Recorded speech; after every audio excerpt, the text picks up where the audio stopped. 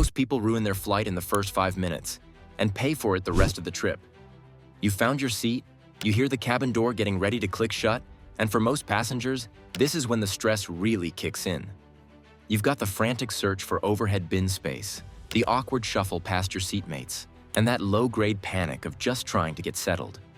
But for seasoned travelers, the next 5 minutes are a quiet, practiced ritual.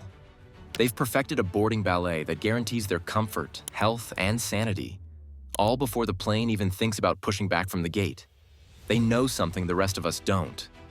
So while everyone else is still fumbling with their suitcase, I'm going to show you the 7 things smart passengers do immediately to lock in a perfect flight. Number 1. Create your clean zone. Let's be real. Airplanes are public transportation in the sky. The surfaces around your seat have been touched by hundreds of hands, and they're rarely deep cleaned between flights. Smart travelers don't gamble with their health. They create a personal clean zone. This is a quick 2-minute ritual. Before you get all comfy, pull out a pack of antibacterial wipes. The key is to be methodical. Wipe down every high-touch surface you're about to be in contact with for the next few hours. That means the seatbelt buckle, the armrests, the tray table and its latch, the window shade, and the controls for the entertainment screen. Oh, and don't forget that little air vent. This isn't about being a germaphobe. It's about taking control of your environment so you have a better shot at arriving healthy and not feeling run down. It's a tiny action with a huge payoff. Number 2, the personal climate control hack. That little nozzle above your head is one of the most underrated tools for a comfy, healthy flight. Most people either ignore it or point it randomly. Smart flyers know this air vent is their personal climate control system. Planes can get hot and stuffy during boarding, and we all know the cabin air is notoriously dry. So, right after you wipe it down, adjust that vent. Pro tip, don't point it directly at your face, which can dry out your eyes and skin. Instead, aim it so it creates a gentle, continuous stream of air that flows down in front of you. This makes a sort of air curtain that helps circulate air in your immediate area, keeping you feeling fresh and potentially blowing airborne germs away from you. It creates a personal microclimate that makes a world of difference in how you feel when you land. Number 3, the 30-second safety scan. You've seen the safety briefing a million times, and it's tempting to just tune it out. But smart passengers do their own quiet 30-second safety scan the second they sit down. This isn't about being paranoid. It's about building situational awareness. First, physically locate the nearest emergency exit. Don't just glance at the card. Count the number of rows between your seat and that exit, both in front of and behind you. Why? In a dark or smoke-filled cabin, you'd be counting seat backs with your hands, not looking for a sign. Second, just confirm where your life vest is. It's usually in a pouch under your seat, but sometimes it's in the console between seats. Just knowing exactly where it is gives you a sense of preparedness that lets you truly relax. It's a mental map you hope you never need. And speaking of being prepared for things you hope never happen, that's also where good travel insurance comes in. Having a plan like Generali Travel Insurance means you're covered for unexpected medical issues or trip interruptions, another layer of preparedness that lets you truly relax. It's one of those things you set up before your trip to ensure peace of mind during it, and it's the true mark of an experienced traveler. Number 4, the hydration station setup. This next habit is where experienced travelers separate themselves from the amateurs. Dehydration is the silent enemy of in-flight comfort. The air at 35,000 feet is drier than the Sahara, and it starts pulling moisture from your body the moment you board. Waiting for the first beverage service to roll around is a rookie move. A smart passenger immediately sets up their hydration station. Pull out your personal water bottle, which you smartly filled up after security, and stick it in the seat back pocket. Take a few sips right away. The goal is to stay ahead of thirst, not play catch-up.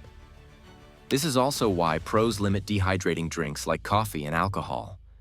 While you're at it, pull out any light snacks you've packed. Having your own stash means you're not at the mercy of the service cart, especially on bumpy flights where service can be delayed. Number 5, the seat nest protocol.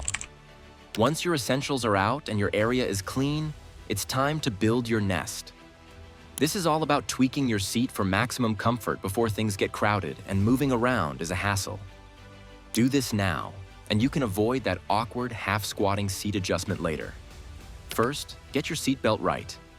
Make it snug, but not uncomfortably tight. A properly fitted belt is not only safer, but also saves you from being woken up by a flight attendant during a nap just so they can check it.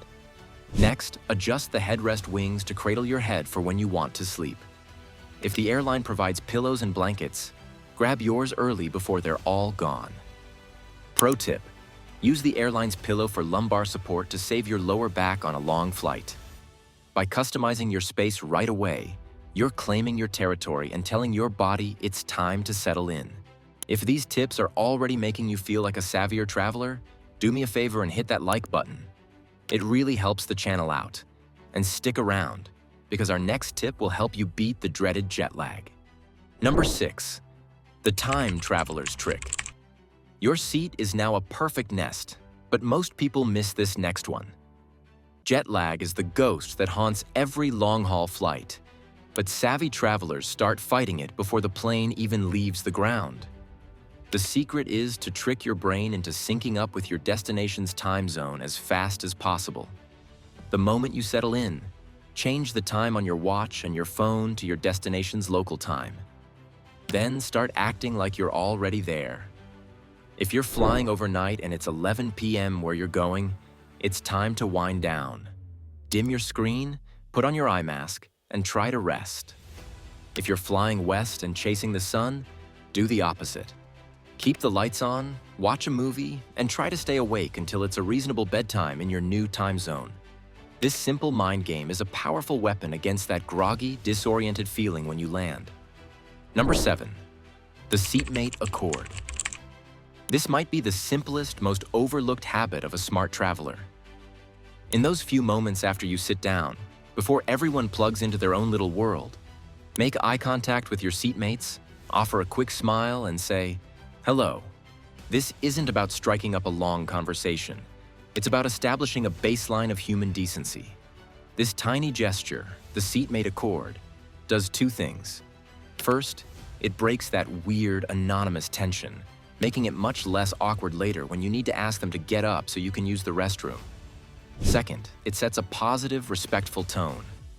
People who've acknowledged each other are far more likely to be considerate about sharing the armrest, minding their personal space, and keeping the noise down. It's a tiny investment in social goodwill that pays off big time. So there you have it. The difference between a stressful flight and a smooth one isn't about luck. It's about a deliberate 5-minute ritual.